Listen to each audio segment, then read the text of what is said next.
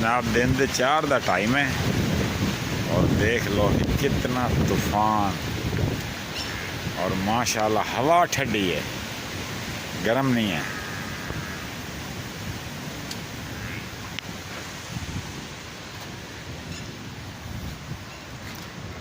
ओहो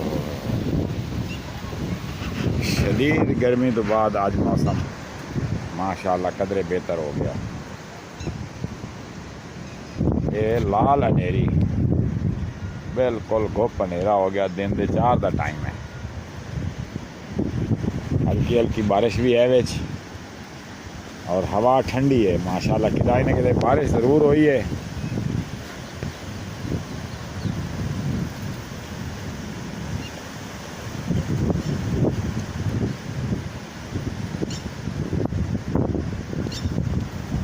बिल्कुल इंज लग रहा है जिवें रात हो गई।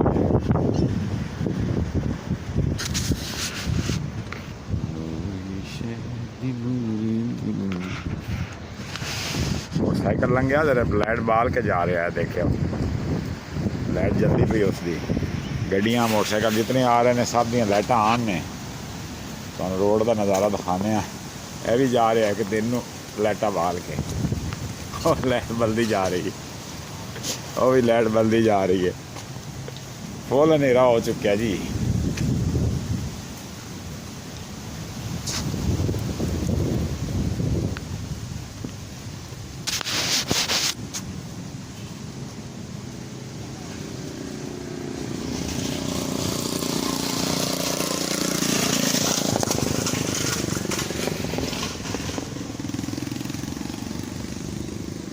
लाइटा जला के आ रहे हैं सारे, सब लाइटा जला के आ रहे हैं।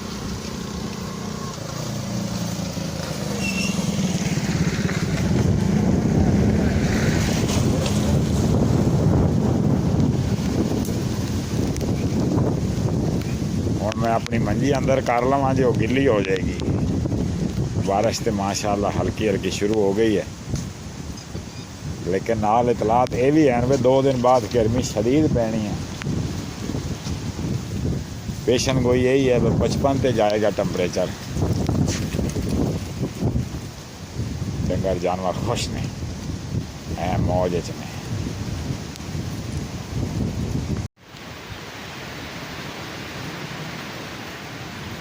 लो जी आंधी तो बाद बारिश माशाल्लाह मौसम बहुत क्लियर हो गया। देखो जानवर भी खुश थे, सारा निज़ाम ही बेहतर हो गया। काफ़ी हद तक गर्मी को रिलीफ मिल गया, बल्कि इस टाइम तो सर्दी लग रही है। काफ़ी बारिश हो चुकी है साढ़े को। काफ़ी तो नहीं इन्हों कह सकते बल्कि हल्की फुल्की कुछ 2 दिन का रिलीफ हो जाएगा गर्मी का। देख सकते हो बाहर हरियाली हरियाली माशाल्लाह।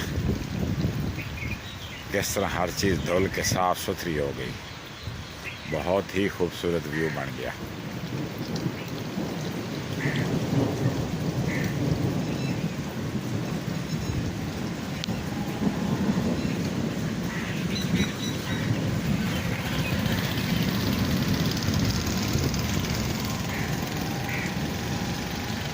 बदल हाले तक जुड़े हो या मुमकिन है बारिश और होवे।